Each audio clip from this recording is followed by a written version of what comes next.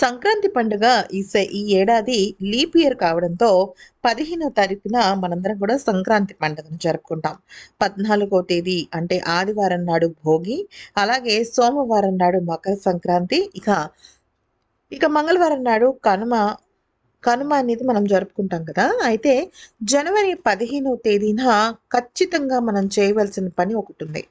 ఆ రోజు ఒక బ్రహ్మ ముహూర్తం అనుకోవచ్చు, లేదా అమృత ఘడియలనుకోవచ్చు, లేదా చాలా అత్యద్భుతమైన సమయం అనొచ్చు. శుభప్రదమైనదని పండితులు చెప్తున్నారు.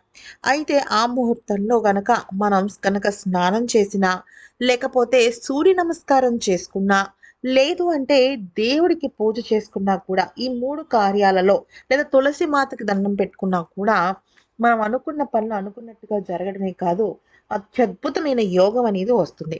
ఇంతకీ ఏంటది?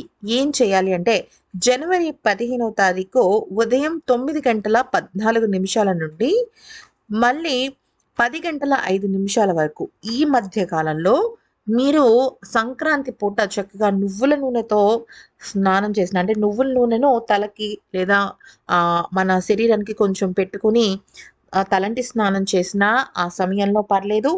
సూర్యుడికి నమస్కారం చేసుకున్నా పర్వాలేదు.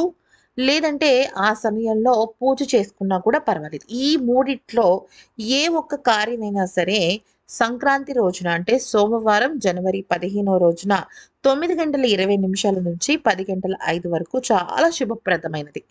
ఇక్కడ సూర్యుడికి నమస్కారం చేస్తున్నప్పుడు ఓం నమో సూర్యమిత్రాయ నమః అనే ఈ మంత్రాన్ని ఎన్ని సార్లు మీరు జపించగలిగితే అన్ని సార్లు జపించండి.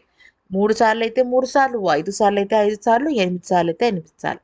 ఇలా జపించటం వల్ల మహాయోగం పడుతుందంటున్నారు. ముఖ్యంగా ఆరోగ్య విషయంలో ఆ సూర్య భగవానుడు ఇచ్చే అద్భుతమైన అదృష్టం మాటల్లో చెప్పలేనిదనమాట.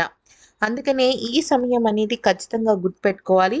9 గంటల 20 నిమిషాల నుంచి 10 గంటల 5 నిమిషాల వరకు ఉదయం ఈ మధ్య కాలంలో చేస్తే చాలా మంచిది.